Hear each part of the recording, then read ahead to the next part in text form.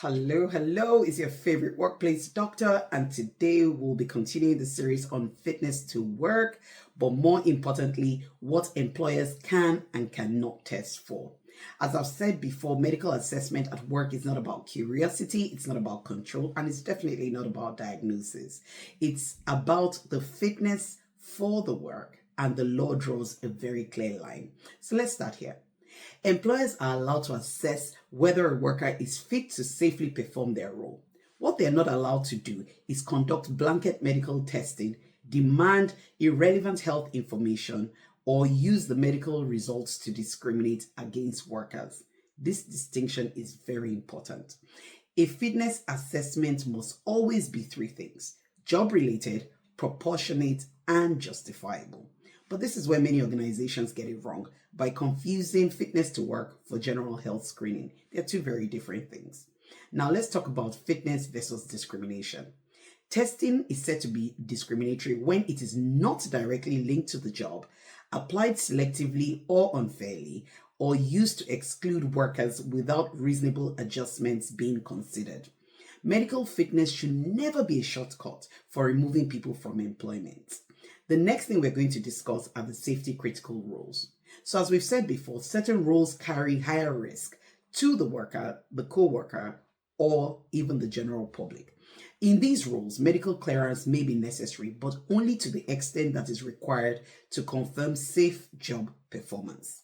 Even in this safety critical work, the assessment should answer one question only, which is, can this person do this job safely with or without reasonable adjustments? It should not be about the condition they have, what medication they are on. And this brings us to confidentiality and medical records. So medical information belongs to the employee, not the employer.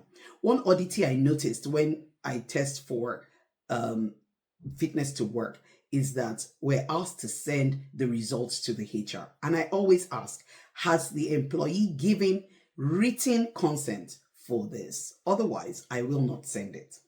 Employers are entitled to functional outcomes only from these tests, which are fit for work, fit with restrictions, or temporarily unfit. These are not diagnoses, and the employers are certainly not entitled to diagnosis, test results, or detailed medical history. No. Occupational health exists to protect both the worker and the organization by keeping medical information confidential while guiding lawful decision making.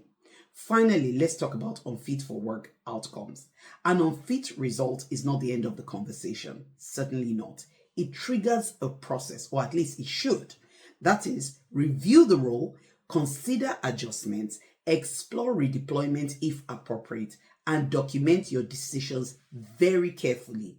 Handled properly, this protects the employee, the employer, and the organization's legal position.